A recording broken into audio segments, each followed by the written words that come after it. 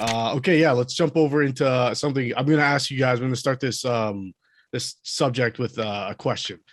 Luca, what is the origin of orcs in the Tolkien universe? From what I remember, it is corrupted elves. Okay, Elves corrupted with evil. and what about you, Matt? I'm going to say thank you for asking Luca first. I'm going to take his answer as well.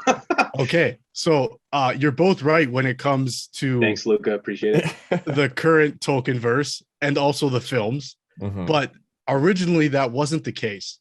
And there wasn't an answer until after J.R.R. Tolkien passed away. Okay. It was something he had never decided on. And this was fascinating to me. I learned this watching Billy Boyd and Don Monahan's podcast, where they had like a Tolkien expert come in. And he said if this was the one question he could ask the Tolkien, it would be this: what is the true origin of orcs? So I guess the way it goes is when the Silmarillion was released, it was Christopher who sort of took the notes on and decided on corrupted elves.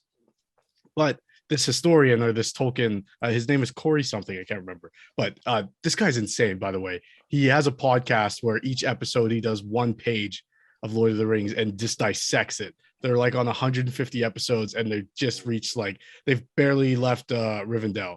Like, Damn.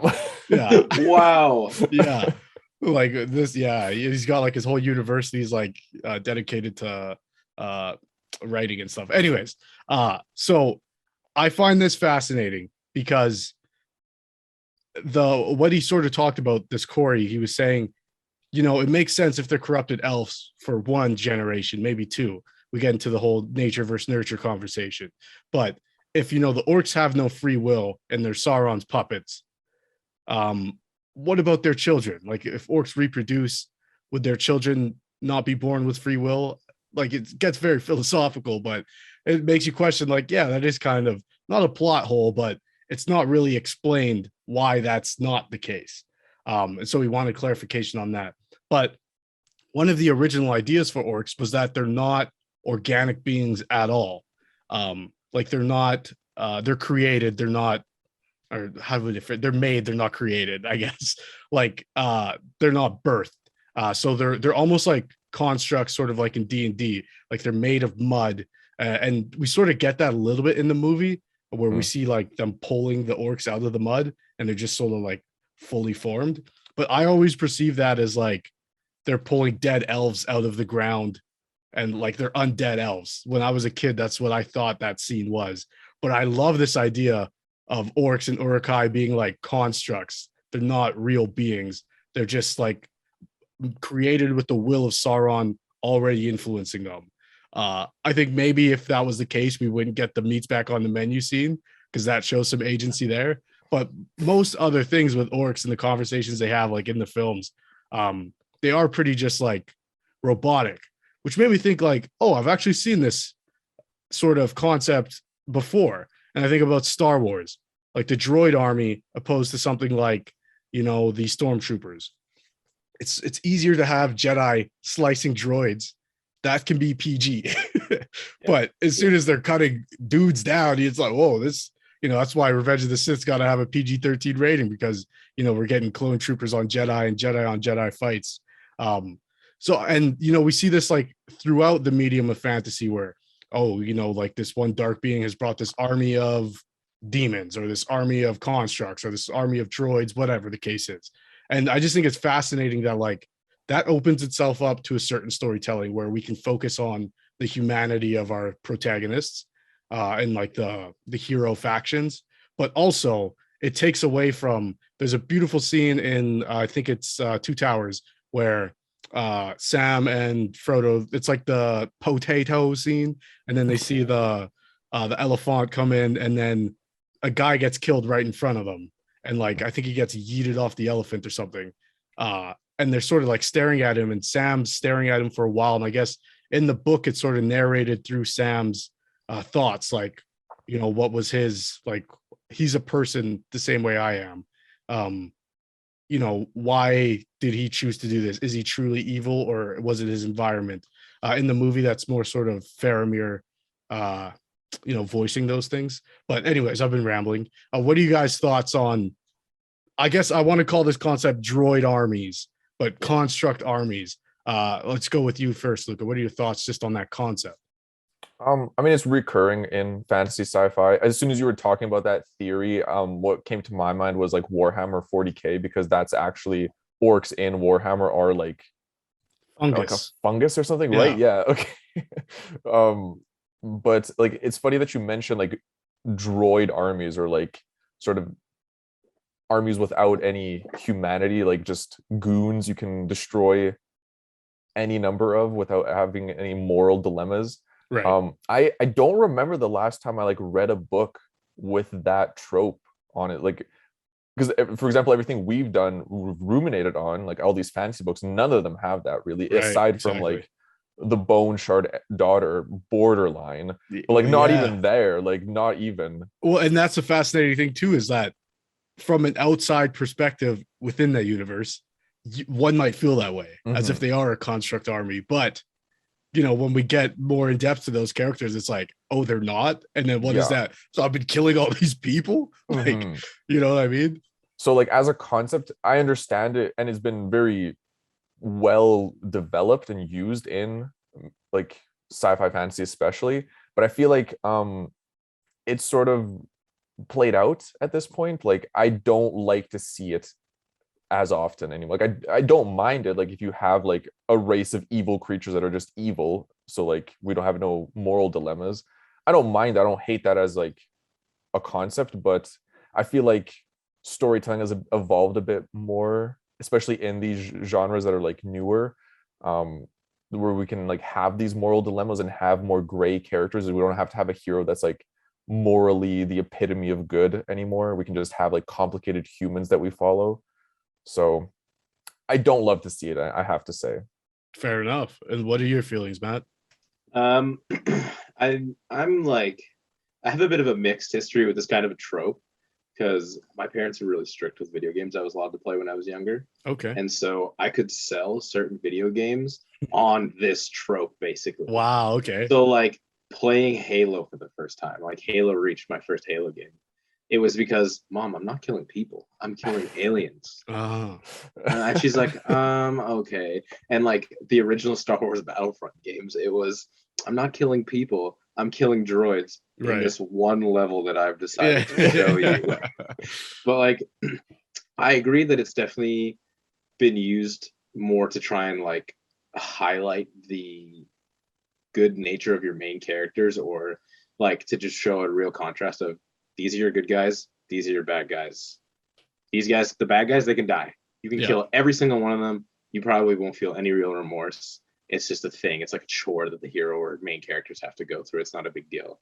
Um, yeah, I've got to say that in terms of like an actual story trope, it's probably not my favorite because it does. I'm always a big fan of the villains. They're just usually cooler than the good guys are, and I've always thought that to make a story really great, you have to have a great villain. You have to have an opposing side that you can either relate to or just kind of understand why they're doing something possibly evil. And you can't usually get that if it's just droids taking over the universe for the sake of droids taking over the universe or whatever, Right. So I think it can have its place, usually in a more like lighthearted or maybe more of like a children's story where the kids don't need to try and worry about the human experience relating on both sides of a conflict. It's just, I want the good guy to win, so they need to wipe these guys out and not feel bad about it in the long run, basically. So, yeah. Yeah, I think that's fascinating, like the way you guys phrase it, and that it takes the villain element out. And I think, I guess I see it more as like, as those humans who are going up against that force, like there is no, it makes it terrifying too, though. Yeah, exactly. Like going up They're against not a second droid, guessing attacking you. Exactly. Yeah, Yeah. there's no sympathy you're gonna get from a droid. Like you get some comedic moments in the prequels and in the Clone Wars, but like, when you're face down to like this robotic being who's programmed to kill you, there's no room for discussion and we both You can't barter with them. Yeah, reason with them. It's just, this was their goal. They were created for this one single goal, and if you don't stop them, they will probably kill you. So it does make the stakes feel a bit higher sometimes, but yeah. And then I feel like there also is like a hybrid of the two. And the example I'm pulling from is like Dragon Age, where you have two factions, but it's like one of them is corrupted.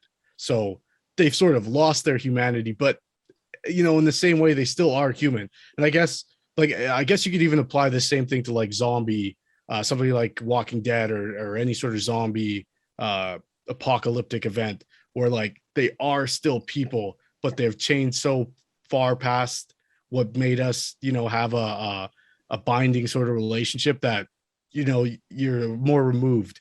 But then that statement alone, like that could just be war. Like, war changes people and conflict changes people. So when you lose that common ground, like it might as well be a robot, which I just think is interesting that like all these things were going on in Tolkien's head and he couldn't decide which one was more scary. Like these being like you having to like say you're an elf and like you're fighting an uruk-hai and you can like tell that that's someone you used to know and and that would be messed up, man. Yeah, and you can't separate like the difference. But also if you're an elf and you're just staring down this thing that you can't understand because it's a thing that was made and not naturally, it's just like I don't know what's worse. And Luca, I think when we did our review of Wheel of Time, we talked about like what's the bad guy's name? The ancient one or the dark one? The dark one, yeah. The most stereotypical bad guy name. With the dark one, it's like we talked about when it was like a floaty, creepy, bad CGI entity, it wasn't scary at all because it was just like, very trope. But when you pull a little bit back, and spoilers for people who haven't seen Wheel of Time, and you're faced with just like a man, that to me is like way more terrifying. I mean, like, the other people on the side of the battle, like they're also people, they're just different from us. And our ideological differences makes us like these ravenous, murder hungry people. It's like, it shouldn't be this way. But I don't know. I mean, like that, like the modern take on this trope is what you're talking about, like a group of people that has been somehow changed. And that they're people, there's like no ambiguity about what they are. It's just their like mentality has been corrupted to the point that they're essentially zombie-like people. Oh, see, I think that's interesting too. Like, not just like when I was talking about these Dragon Age, it's like, they get the red lyrium. Yeah. They change. They're literally different. Yeah, they physically change too. Yeah. But there's sorry, I don't know if you've read like I just finished Black Song, like the Wolf's Call and Black Song, which is I don't know if did you read those two? Yes, I did. Yeah, so like in that one, in Black Song and in Wolf's Call, there's the army of people that have been like enthralled to this living god, and they're like devout and obsessed with him, and they'll do whatever he says. But like that they're people. Yeah, and it's very clear that they're still like living humans. That like the only thing that's changed is their mentality. Yeah, they've been radicalized. Yeah. So like this is like the way a lot of sort of modern stories that I've read have done this trope, where it's like, yes, you get the sort of action side of it where you get like an army to destroy, but then there's the moral dilemma of these are actual real people that you're murdering. Like this, you're not morally correct to do this. Man, Luca, you're really gonna enjoy Rhythm of War, my man. Okay, yeah. Yeah. Okay. Yeah, I think that's something Brandon Sanderson does really well, and I won't spoil stuff for you here. But like the singers or the Parshendi, from certain character points, they're not quite the mindless army. But for some characters, it's very much us or them. There's no other way about it. And Rhythm of War does a really, really good job, and a little bit of the end of Oathbringer as well. But Rhythm of War specifically has some flashbacks and some character sequences from the point of view of Parshendi characters, and it really kind of changes the dynamic of that conflict a lot, and humanizes both sides in quite a twist. So I won't say more, but yeah, it's a great time. Brandon Sanderson is really good at making like he specifically chooses not to use like races that have existed in other works, like orcs and elves and dwarves. Like he creates his own new non-human races. And like the Parshendi are one of the most fascinating like fantasy cultures and races that I've ever read, like in all of fantasy. And it's nice because there's no pre-existing connotation of good or evil for these characters because they haven't showed up before. Like the Parshendi are just something so cool in the way that they grew with the planet. And again, like I'll try not to spoil more stuff, but their forms, there's a lot more to the forms and how they work, and you'll see that as it goes on. But yeah, I definitely prefer when an author or any type of media chooses to go along with like the two sides on an opposing, or two opposing sides in a conflict, having more like human characteristics that you can at least try and be like, well, I don't think either of you are probably in the full right here, but neither of you are in the full wrong. So Right. Yeah. just make it more interesting. Just poor circumstances that have led these two otherwise good factions Yeah. against Or each other. like, you know, external manipulation and stuff Yeah. like that, where it just is, yeah, it makes it a lot cooler and more intriguing to read. It leaves a mystery behind stuff as you slowly unravel stuff, unravel like people's motivations. motives. That's the one. Thank you. Yeah. The last thing I'll mention is I think I've talked about the show on the podcast before. It is the hardest sell because it is the dumbest name. It's called Gargantia on the Vendorous Planet, and it's this anime. It's only about 25 episodes long. And I'm just gonna spoil it because I don't expect I've never heard of it before. So, but basically, it deals with this like humans on Earth get so technologically advanced that and this is sort of the climax. So you're with a character who, you know, humans have been living in space for like thousands of years, and they have like this non-ending war with this type of space-dwelling creature called the Hideow. They're like these weird, like organic, sort of almost manta ray looking like alien creatures. And in a fight with one of these things, one of these humans, he pilots a mech, gets sucked through like this wormhole, and ends up back on the distant future Earth. So, you know, thousands and thousands of years later, Earth is like completely submerged in water and people live on like rafts.